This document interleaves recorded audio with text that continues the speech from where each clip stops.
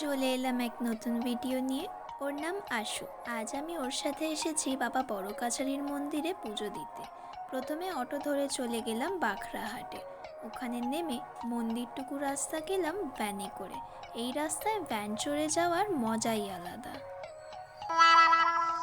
শ্রাবণ মাস শিবের মাস, তাই বাবা বড় কাছারির মন্দিরে ভিড় হবে এটাই তো স্বাভাবিক।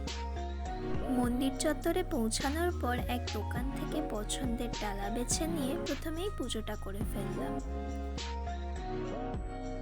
মূলত বাচ্চার মানসিকের জন্য নবদম্পতিরা এখানে পুজো দিতে আসেন, আর মানসিক পূরণ হওয়ার পর ঠাকুরের প্রতি কৃতজ্ঞতা জানাতে দণ্ডি কেটে পুজো দেন।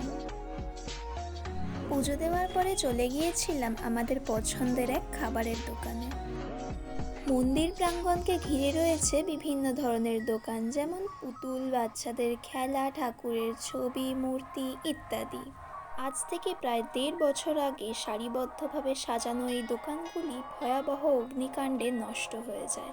এখনও তার মেরামতির কাজ চলছে।